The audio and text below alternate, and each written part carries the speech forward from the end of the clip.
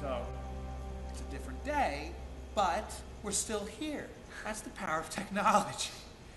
So Simon just said the most unexpected, bizarre thing, and I want you to hear it. You said, if you're working, it's to your detriment, and that makes no sense to me. Right. I have a very simple business philosophy, and it's more important to small businesses and entrepreneurs than anything else. The principle is do no work. Now, what does that mean? Work equals effort. That's how I'm defining work. Work equals effort. So if you're doing something that feels like effort, if it feels laborious, if it's like, this is not fun, but I've got to get it done, then find somebody else to do it. Because we're all good at that. Doesn't mean you shouldn't exert energy and work on projects. That means if it comes easily, then you should do that. If it doesn't come easily, you should find somebody else to do it. So when I go to work every day, I want to go to work to do no work. That's my goal. I want to do no work, which means I only work on things that I enjoy doing, that I want to do, and anything that starts to feel like, oh, I'm getting bogged down on this, I find somebody else who can do it, or we don't do it. Okay, but so let me call a little bit of bullshit on it. Sure. Because there is times, but maybe I'm doing this wrong, that I'm sitting there and I'm at the last 5%. It's like, oh, I hate it now. But I know if I get the 5% done, the major project's completed. Should I just kind of smile, grind through it, and get it done? Yeah, of course. I mean, but we're talking about going to work, and work isn't fun. We're talking about going to work every day, and the number of entrepreneurs that suffer from this, which is they've always dreamed about having their own business, and as a good friend of mine says, he says, the great thing about being an entrepreneur is you can choose which 16 hours of the day you want to work. And the whole point is that if you follow the concept of do no work, you don't work 16 hours. If you used to work 10 hours a day at your job, or 8 hours a day at your job, and you quit that to work 16, there's something wrong, right? Now, that doesn't mean that it doesn't require, more energy and all of that stuff to get a business going, but at the end of the day, if you're doing everything, then you're not working smart. You're just working hard. And working hard feels like work. And work is effort. And effort isn't fun. And your energy is down, and you're not at your best, and you're not even making great decisions because you just put your head down and you believe that if you muscle through it, you get through it. Yeah, but think about all the things that you love to do, that you still invest tons of energy. You still might do it for many hours, but you're like, I can't believe I get paid for this. I got you. That's the goal. So if I can summarize this, tell me if it's correct. If it feels like work, you should stop doing it, but we're talking about on a reoccurring basis. In certain instances, when you're doing a small project or a big project, there's going to be certain times you just hit a lull, but you still got to fight through that. Yeah, I mean, look, ultimately, if you're enjoying what you're doing, there's going to be pieces of it that are effort, that you have to do a little bit of work. You have to do a little bit of work. Gotcha. Right? But generally, as a philosophy, like I said, the goal, the philosophy is to get to the point where you do no work. Gotcha. That's the ultimate. You're always living the ultimate? Of course not. Right. But if you're looking at your week, you go, oh, I don't know how many more I can take of this. Then the odds are that you're doing work, and that's not fun. The best entrepreneurs, the ones I love to meet, are the ones when you say, so how are things? They go, yeah, really good. You go, you enjoying it? They go, yeah. It's a lot of work, but it's worth it. Nah, it's not. The ones you want to meet are like, I cannot believe this is like the best thing I've ever done. I mean, I'm working 12, 13, 14 hours, but I love it. Yeah. I mean, I can't stop. It's the best thing I've ever done. It's that visceral love of the energy you're investing, as opposed to having to find the energy to do the work. Gotcha. So there you have it, TPEs. If you're systemically working, Do no work. Yeah, do no work, because if you're systemically working, that's an indication of a problem. Go back to your passion and live it, love it, and enjoy it. Stop working.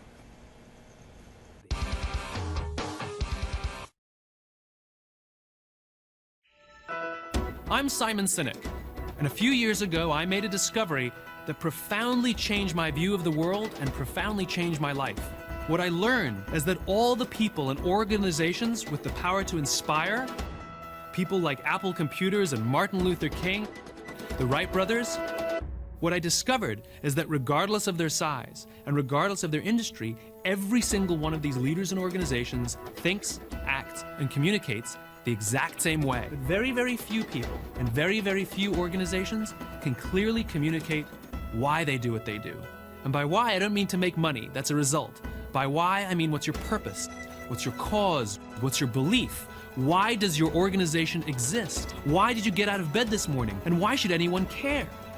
The ability to start with why is not reserved for those few who are born with the capacity. We all have the ability to inspire those around us. We all have the ability to learn how to start with why. That's what this course is designed to do. Having somebody tell me that as an individual, I have potential, I was like, whoa. It was actually kind of scary to think that I could go out on my own and actually create something by myself, for myself. The only thing that will ever get in your way is your ego. For the first time, I realized, gosh, well, who really am I? And it was the most electrifying experience. What do I want to do? Because I know if I set my mind to it, I can probably do anything.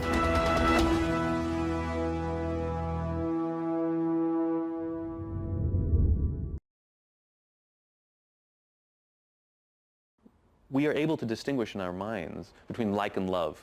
Like is rational. It's a good product. They treat me nicely. Good price. I like it. I like it. I like my job. I get paid well. I like the people. I like the challenge. I like my job. Do you love your job? Well, I wouldn't go that far.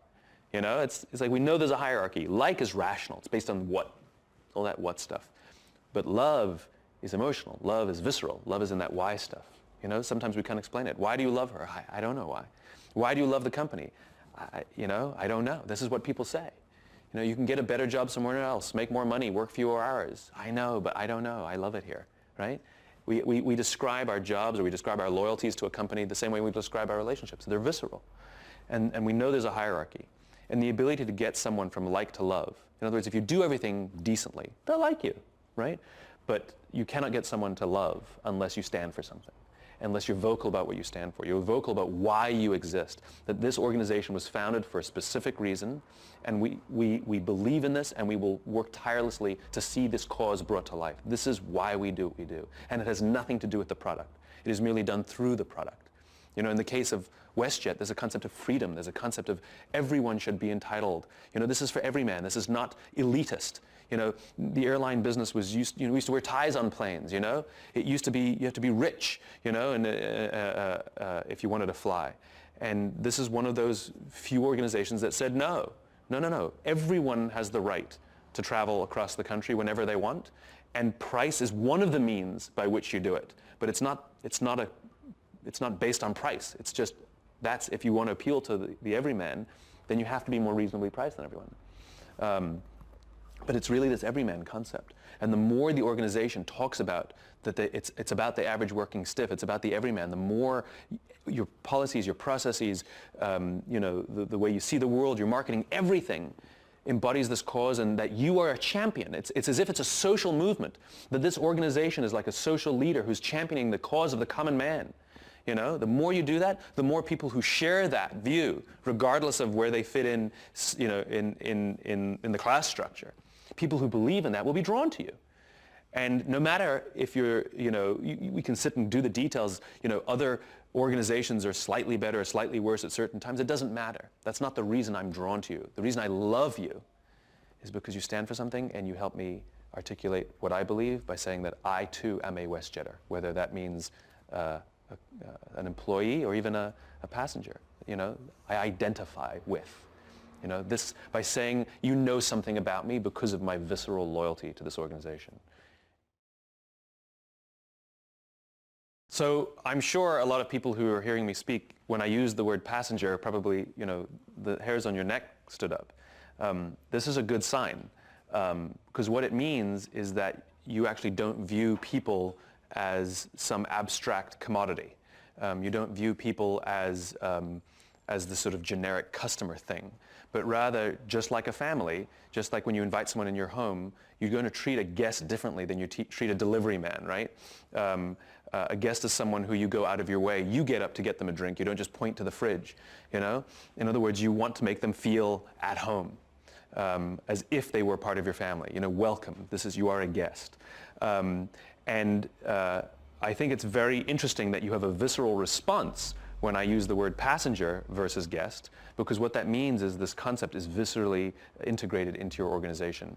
There's plenty of companies these days, it's almost trendy, that you go to a Starbucks or something and they say, can I help the next guest, please? I'd rather they just say, can I help the next customer, please? Because you certainly don't you don't treat me like a guest, you just treat me like a customer.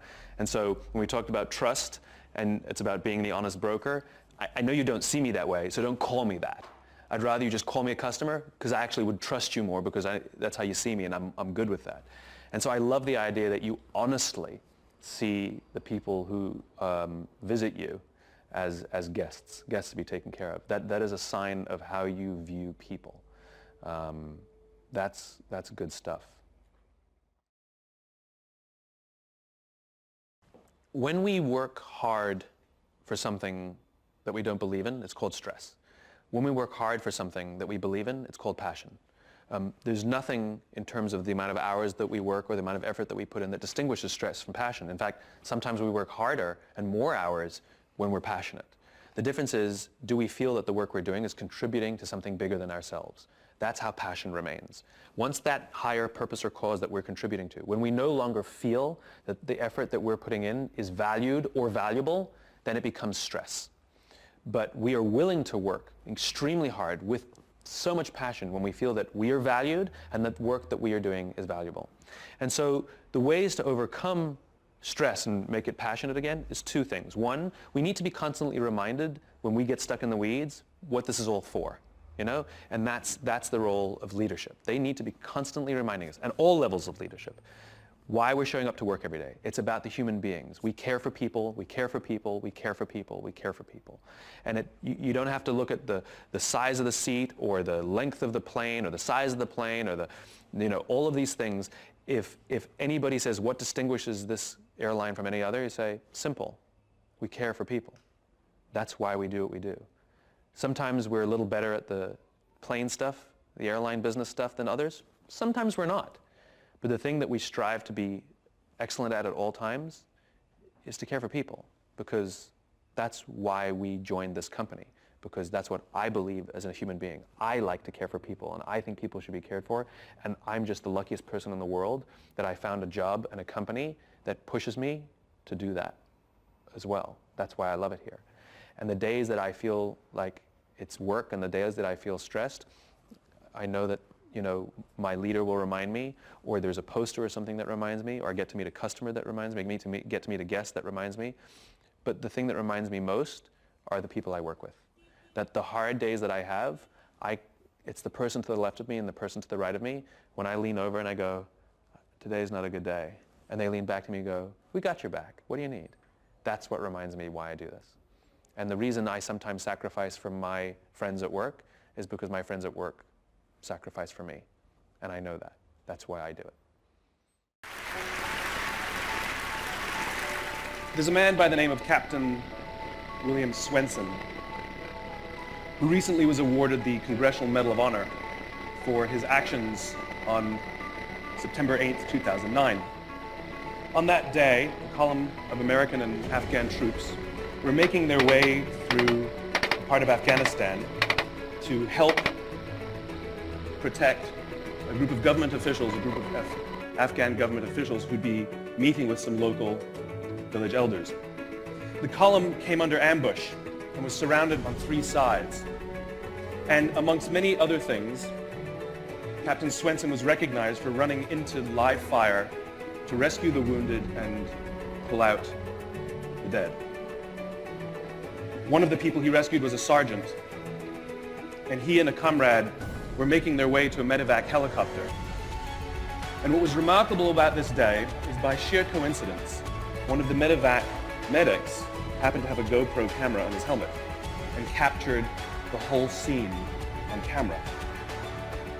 It shows Captain Swenson and his comrade bringing this wounded soldier who'd received a gunshot to the neck. They put him in the helicopter, and then you see Captain Swenson bend over and give him a kiss before he turns around to rescue more. I saw this, and I thought to myself, where do people like that come from? What is that? That is some deep, deep emotion when you would want to do that. There's a love there. And I want to know, why is it that I don't have people that I work with like that? In the military, they give medals to people who are willing to sacrifice themselves so that others may gain. In business, we give bonuses to people who are willing to sacrifice others so that we may gain. Right? So I asked myself, where do people like this come from? And my initial conclusion was that they're just better people. That's why they're attracted to the military. These better people are attracted to this concept of service. But that's completely wrong. What I learned is that it's the environment. And if you get the environment right, every single one of us has the capacity to do these remarkable things, and more importantly, others have that capacity too. I've had the great honor of getting to meet some of these who we would call heroes.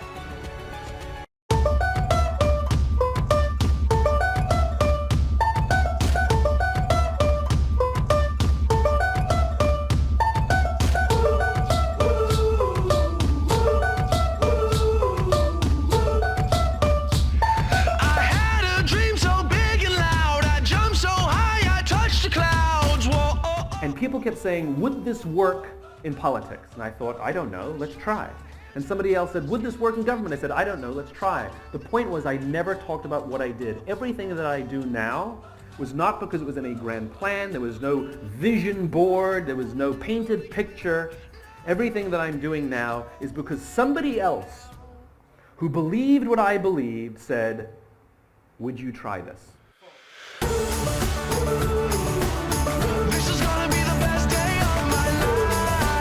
Any question with the word all or every or none or never is almost always going to be answered with a no.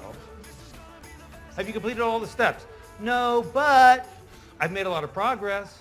So that no, but causes distance and emotional separation. As opposed to, have you made any progress? Yes, and I've done almost everything. These questions should have answers to them. Because if you can't answer them, then it may be dangerous, because you may be, going so fast, you're actually breaking stuff as you go. It's like that circular logic. Where are you going? Vacation. Yeah, but where are you going? Vacation. Right? It's the same circular logic. And he said, my guys are going to be good. So he trusted. He knew exactly how good his guys were. He knew what they could take and what they couldn't take. And we said, good, we're green. We're going to keep the mission. And we released them. They did their thing, and they all came back. That's trust. Thank you very much.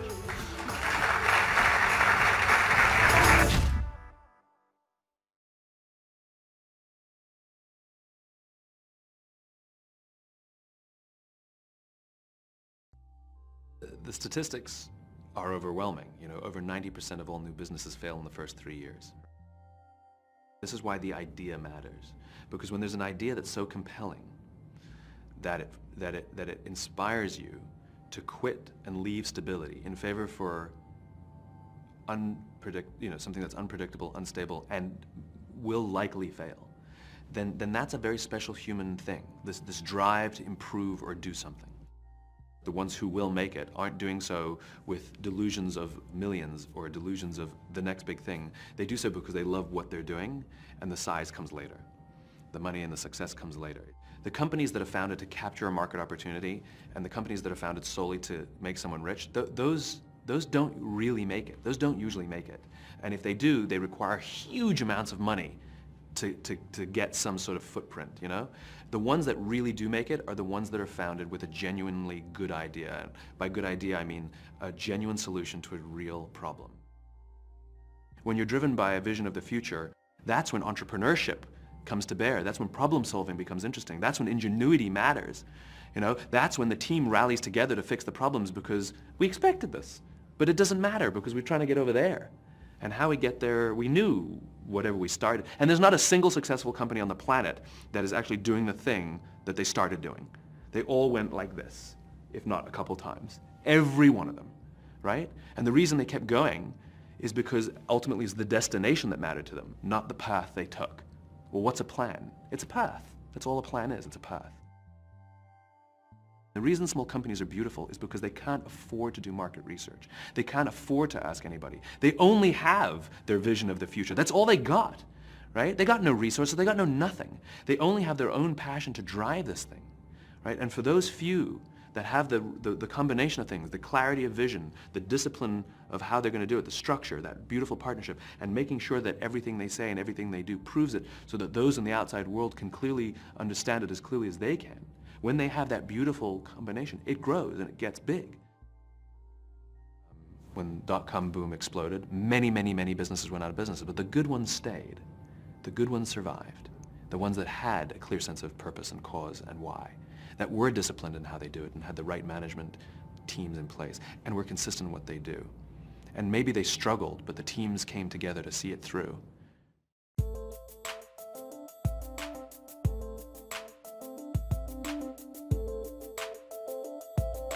The way to drive innovation in an organization is somewhat counterintuitive. So many companies have defined themselves by what they do that the best they can do is try and do a better job at it, be more innovative approach. You know, Dell defines itself as a computer company, so the best thing they can do is try and come up with a more innovative computer.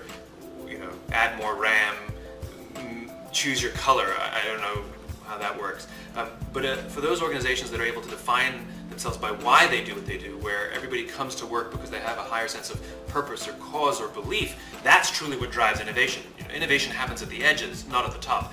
Great CEOs usually have one good idea in them, and that's the idea that they built the company around.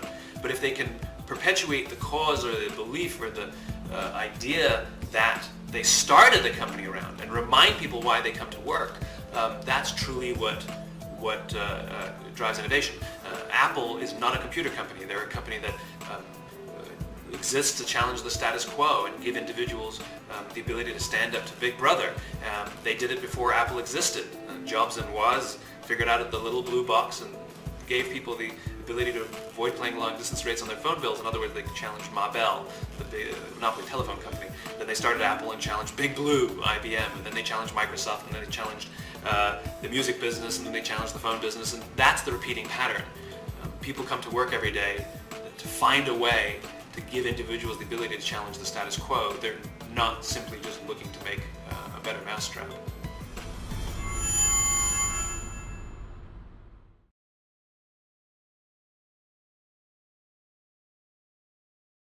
To be a WestJetter, when somebody says, I am a WestJetter, what that means is I'm willing to go above and beyond. I'm willing to give to others when they need it, right? And that can mean a guest, that can mean a colleague. I don't distinguish. When a human being is in trouble and feels stuck and doesn't know what to do, I will join the team. I will come together with others to help overcome. And this idea of what can we do together, how can we, not I think the words I, me, my should be banned in this company. It's about we together and us. What can we do? What can we do together? You know, how will this, it's we together and team that are essential components of the culture of this organization. Well, I think, Simon, that's where we get our sense of pride, because there have to be a rule book this high to deal with all of the issues that WestJetters have to face every day, 400 departures, 365 days a year. But we're a tribe of do-gooders who just get off on doing the right thing. And so we don't need that rule book, and that's you where need it for the pride good comes times, from. right? You need it for when times are normal. Yeah. I mean, I'm sure you've noticed this, right? But you know that WestJet starts with we, right? Yeah.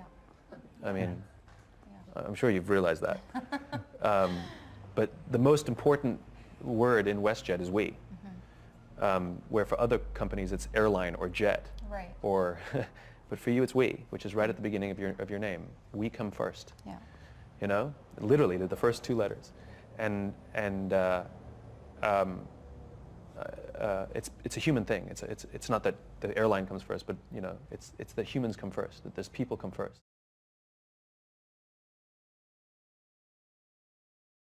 Every single organization on the planet, even our own careers, functions on three levels: what we do, how we do it, and why we do it. It's a biological constant. The problem is most people aren't even aware of this thing called the why. We know what we do, we know how we do it, but most of us don't know why we do what we do. And if you look at not only some of the most successful people in the world, those who enjoy longer success, but those with the capacity to inspire, and those that wake up more fulfilled and happier every day, every single one of them has a clear knowledge of why they do what they do. So the reason to start with why is because you wake up every day and go home every day more fulfilled by the work you do. Those of you who don't know David Marquet, Marquet is a remarkable, remarkable theorist on leadership. He was a former naval submarine captain, and he was a career naval officer. He went to Annapolis, where he graduated top 5, I think, of his class, and went through his career as a submariner, and then was given the greatest honor any sort of naval officer could be given, command of his own ship. And they gave him the command of the USS Olympia. It was one of the best submarines in the fleet. He studied the ship for a year because he believed his credibility as a leader was closely tied to his intelligence and his knowledge of all the systems. The smarter he was, the more aware he was, the more he knew, the more credible he was as a leader. That was his belief. That's what a lot of us believe. And so he never ever wanted to know less than anybody else. So for 1 year he studied every pipe, every switch, every function of this submarine. He knew it inside and out, studied the dossiers of his crew, knew everything about them, knew their strengths, their weaknesses, all their commendations and everything. 2 weeks before he took command of the Olympia, he got a phone call that says, yeah, you're not going to be on the Olympia, we're putting you on the Santa Fe. Oh, and by the way, the Santa Fe was the lowest rated crew in the entire United States submarine fleet. They ranked last, or close to last, in nearly every readiness measurement the Navy had. But Marquet's a smart guy, and he likes a challenge. He's got a big ego. The Santa Fe was a slightly newer Los Angeles-class submarine, but he figured, I can do it, right? And he figured it's a bad crew, it's okay, I'm a good leader. If I give good orders, I will have a good ship. If I give great orders, I will have a great ship. That was the belief, right? So he shows up, and on the first day starts barking orders, everything goes fine. Second day starts barking orders, they're following his orders, yes sir, aye sir, everything's going fine. And about the third day, he decides to run a drill. They turn off the nuclear reactor and pretend there's been a meltdown, and he runs the submarine on batteries, EPM it's called. And he decides that he wants to make the situation a little tenser for his crew and see how they react when it gets a little harder. And so he gives a very simple order, ahead 2/3. And his second in command, who's standing right next to him, who incidentally has more experience on this submarine than anybody else, he's been on board for 2.5 years, repeats the order, ahead 2/3. And nothing happens. Marquet peers out from the side of his periscope and he sees Seaman Jones, junior enlisted guy driving the boat, literally squirming in his seat. And Marquet says, Seaman Jones, what's the problem? And Seaman Jones says, sir, there is no 2/3 setting. Apparently on the slightly newer Los Angeles class, they just didn't put a 2/3 setting on the EPM. He turns to his number 2 and he says, did you know this? And the guy goes, mm-hmm.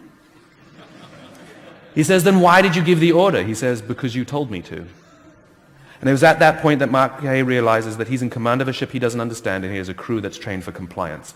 Something bad was going to happen. It's not like he can just turn around and come back to shore and say, I need a different boat and I need a different crew. He had no choice. This is his crew, he's out. We think we have an advantage in private sector because we can hire and fire. You're assuming you're hiring and firing the right people, right? So Marquet is forced to literally re-understand everything he's been taught about leadership and realizes he has no option but to completely empower his crew.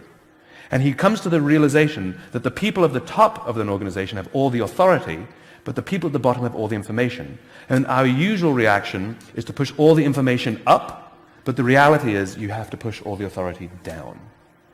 And he did a few things that completely changed how the submarine operated. They became, you ready for this?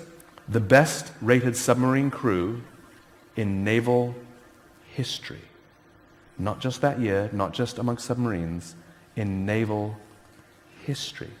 The average re-enlistment rate in the Navy is about 20. It used to be 3 on board the Santa Fe. After Marquet, it went up to 33. The average number of officers who went on to their own commands in the Navy is about 2 per boat. In Marquet's boat, 9 out of the 14 went on to their own commands. It wasn't just a great turnaround story. He had built a leadership factory. Read his book. It's called Turn the Ship Around. His name is Marquet, M-A-R-Q-U-E-T. His work is quite remarkable, and it's a step-by-step. He tells you step-by-step what he did on how to transform command and control structures into what he calls leader-leader structures.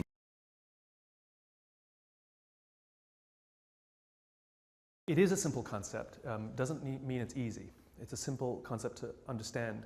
The irony is that the most important question to answer, why, which is the question that most of us have unanswered, ironically, it's actually very, very easy to get to the answer. I could sit down with you and help you understand your why in about 15 or 20 minutes. The difficulty is the discipline to do it. And this is where the reason most people don't, is because you can have a sense of why you do what you do, but you can choose to ignore it. Sometimes, offers of money are more alluring even though it's the wrong. We know we won't enjoy this job more, but it pays better, so I'm going to take that job.